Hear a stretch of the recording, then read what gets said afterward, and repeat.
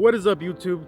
Johnny here again today, and we are bringing a very requested video. Yes, finally gonna be doing the walk around of my FRS. Let's get this video started with some of the very first upgrades that I did as soon as I got the car. Just a little bit of backstory. When I got the car completely stock and I knew I was gonna be buying it, the very first thing that I went ahead and ordered online, and as soon as I bought it, was the Rocket Bunny kit. Because as you know, it takes about 3 months to get it over here to the US when it gets shipped from Japan, and that is a very long wait. So I wanted to get it as soon as possible, but I didn't want to buy it before I bought the car, because what if I didn't buy the car, right? So the second thing I did to it was this Saibon, I don't know how you pronounce it, this carbon fiber hood.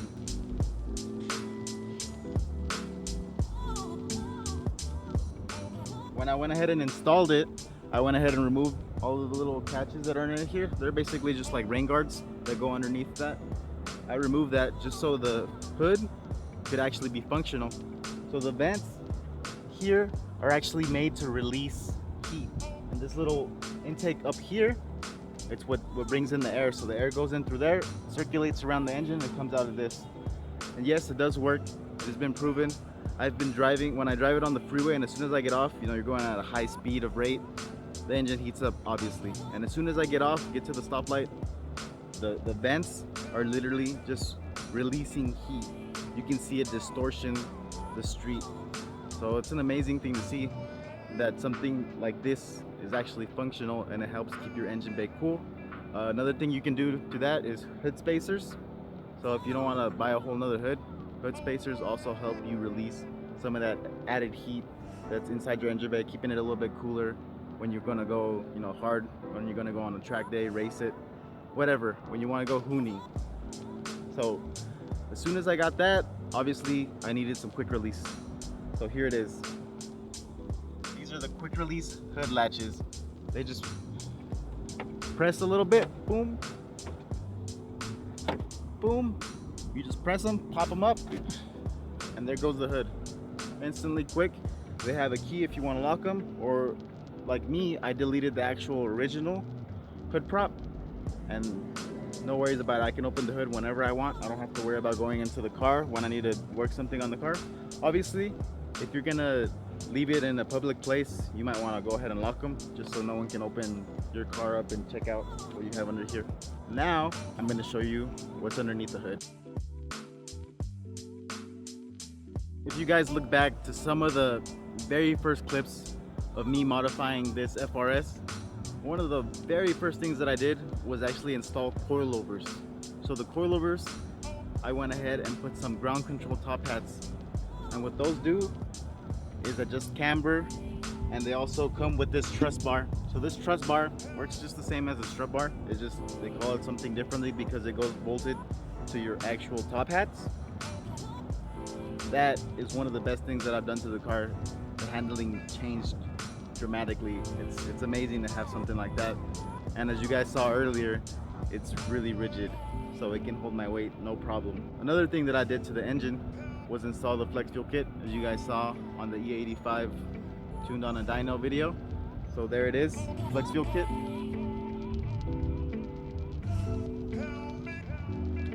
And then obviously, you know, some of the first things that you do to the car is go ahead and install an intake, header, and exhaust.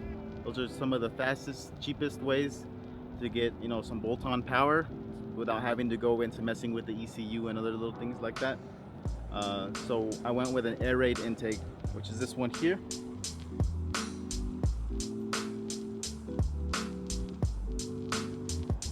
The reason I went with that intake is because it's very close to an OEM specification, and it works really well. It's one of the best ones out there. When we tested it on a dynos with some of the other ones that we've tested, this one actually didn't give us trouble at all when tuning it, so that was a big plus. And it acts just like the stock one.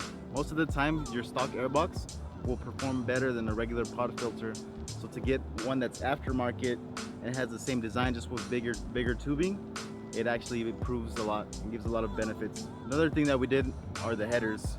Those things are beautiful to look at. If you guys looked at my Instagram pictures, I took some really nice pictures of the underneath of the header, after it's been driven for a little while, it gets kind of like a rainbow effect. It's gorgeous to look at, but from up top, you can still see it straight down through there.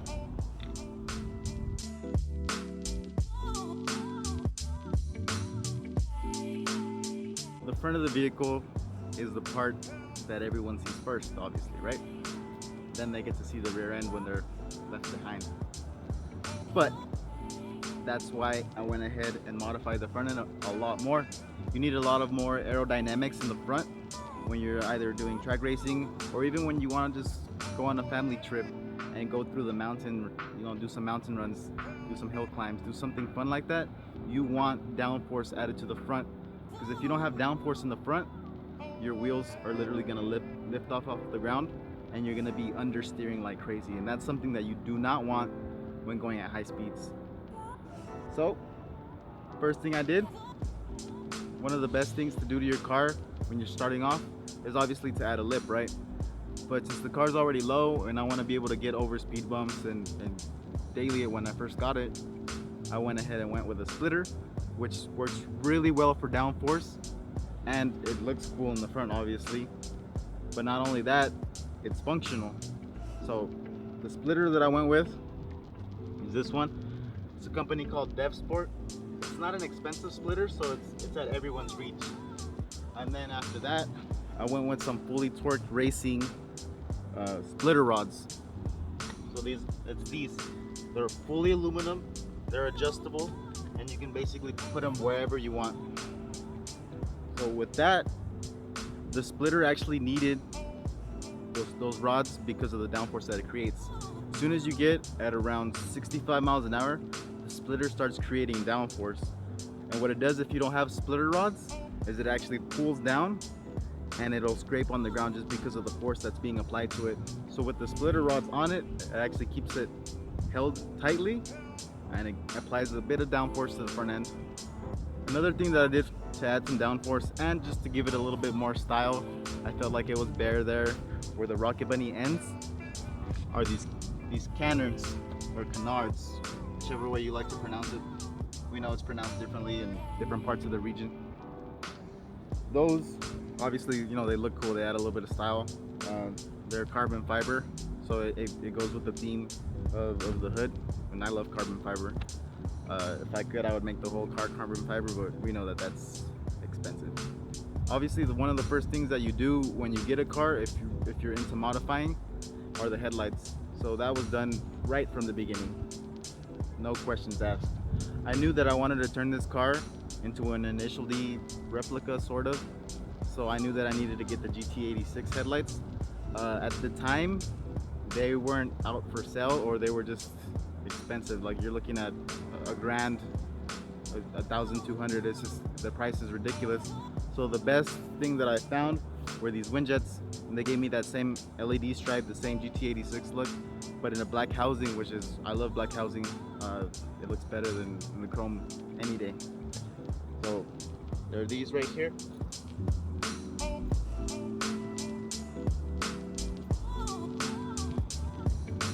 So I know there's a lot of other headlights, but these are the ones that I decided to go with, and I'm loving them. I love running it with the LED stripes and with the DRLs. It's so fun to do.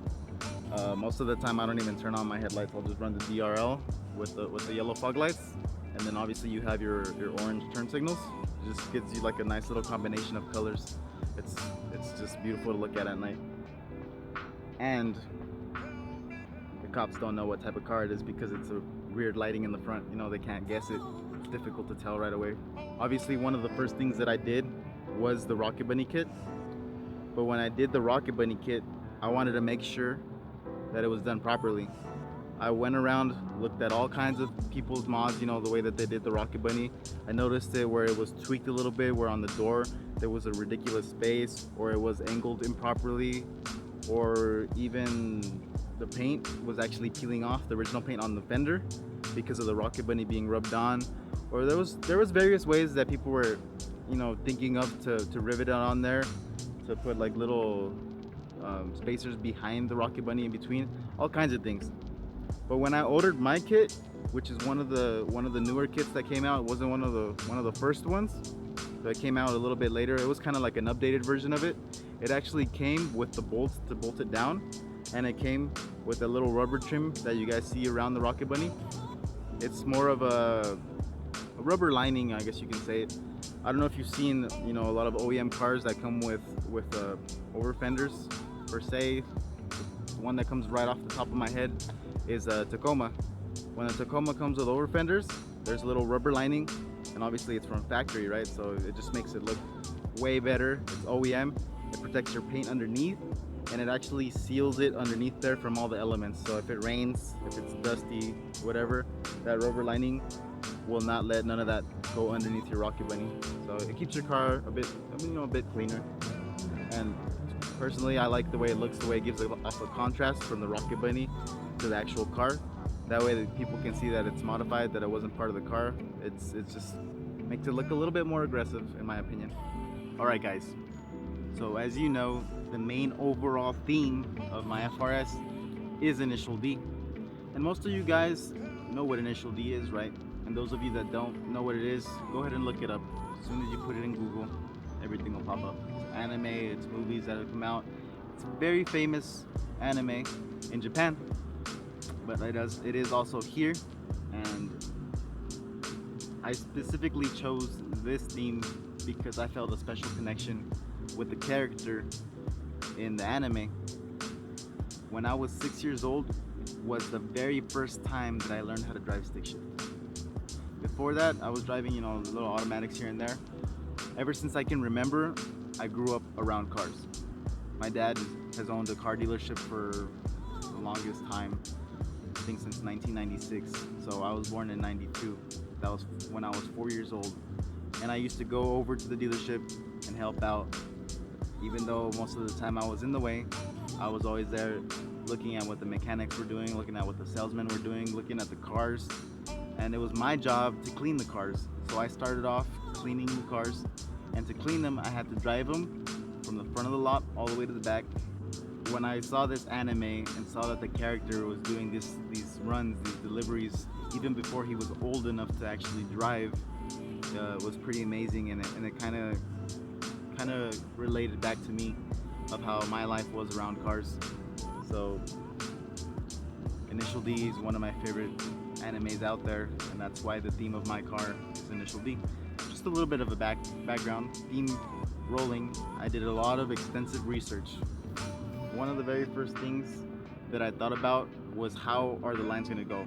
There are no measurements anywhere of what the lines, the thickness, of how far they go up, of anything. So I had to design them based around what I saw in pictures of the actual, the original Treno.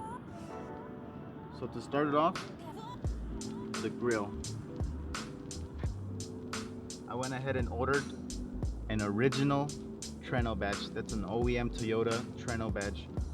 So what I did is I modified it, and also modified the original grill to be around the same size of the original grill from the A86. If you guys look back and look at a picture, they're actually really thin. So I wanted to go ahead and go with that. And if you look, when the grill ends, the white part starts, or a white line, or this white area here. So I wanted to make sure the measurements lined up from this to this. And then after that, as you go down the line, you have your turn signal. The turn signal is supposed to line up with this center line right here. So that's how I have it. I've seen all kinds of other replicas. I've seen enormous amounts of them. I saw some that even before I started building mine, they were already out there. And I started noticing little things like that where the lines weren't lining up properly. This line was too skinny.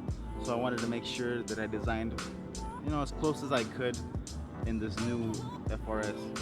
I didn't want to be just another person doing an Initial D FRS or BRZ.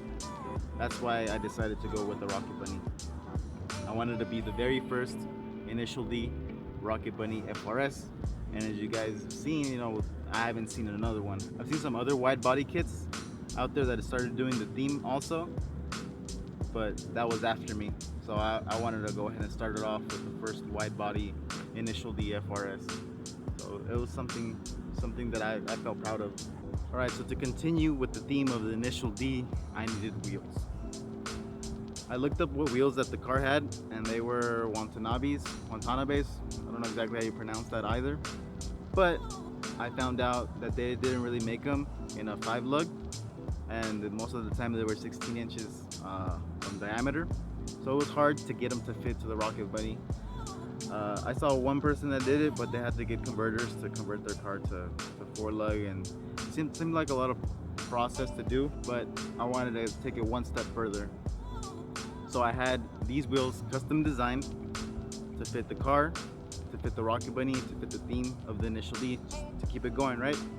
And in doing this, I was going to have some unique wheels that no one else would have.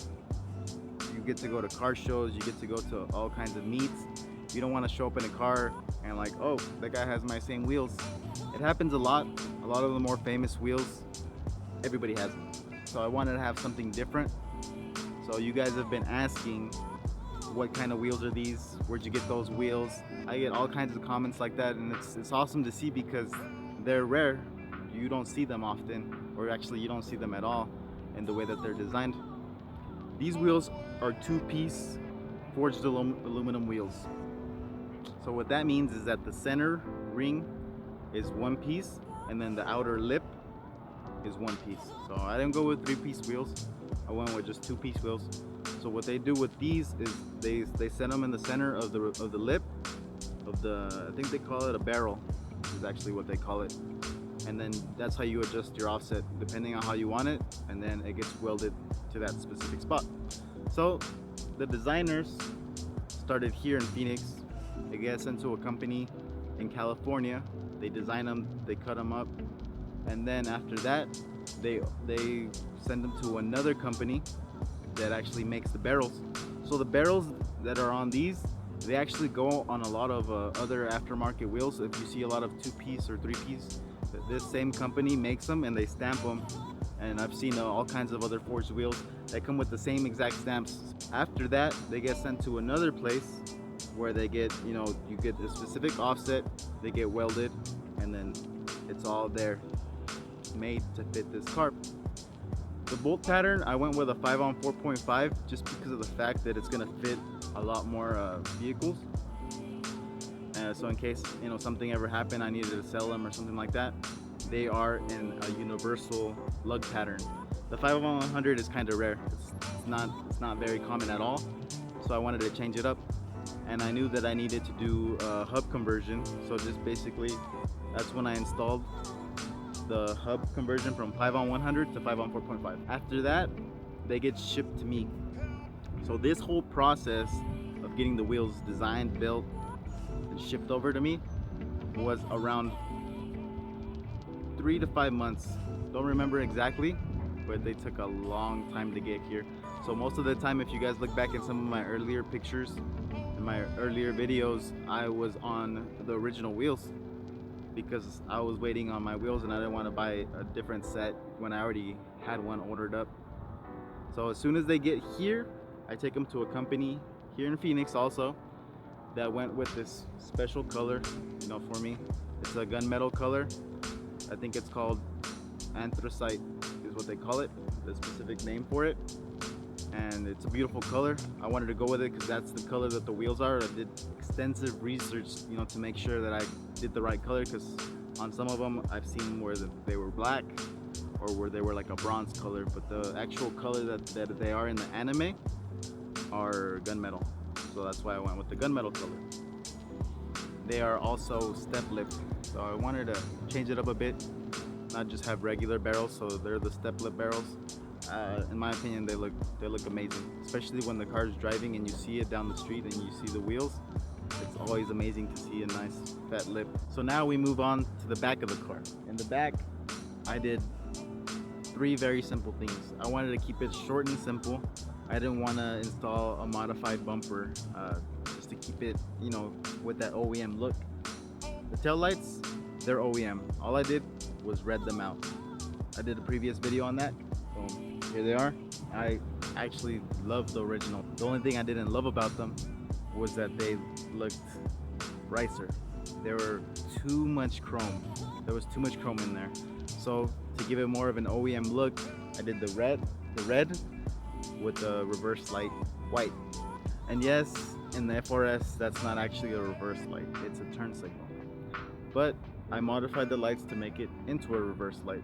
So the turn signal is actually part of the red ring, the LED ring that it has, which is normally just for your normal lights and your brake lights. I turned that into the turn signal also, just to give it more of that Ferrari look.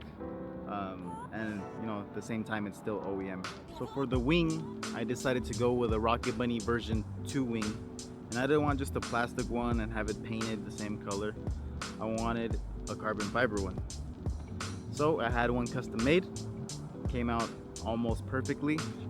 The inside of the wing actually has nuts encrusted into the carbon fiber, so all I had to do was drill holes through my trunk and bolt it on. This wing, they call it a duckbill, or it could be it's more of a ducktail, to be honest, because it's like the back part. It creates a lot of downforce also, just because of the fact that it stops air, and it's you know, it's supposed to be better for braking, but it creates a lot of drag and downforce, so it needs to be bolted on. It can't be just like any other wing that you just put 3M tape underneath it and stick it on. It couldn't do that because it would probably rip off at higher speeds. So had it bolted on, the thing is as strong as can be. And when I opened the trunk, I actually just grab it from the wing and just pull it up, just because it's really sturdy.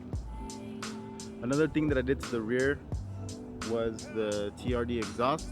You can't go wrong with an OEM aftermarket performance exhaust. So TRD is the version 1 exhaust. I like it. It's expensive out there. Compared to other exhausts, it's probably not the best, but you can't ever go wrong with an OEM TRD exhaust on a Toyota.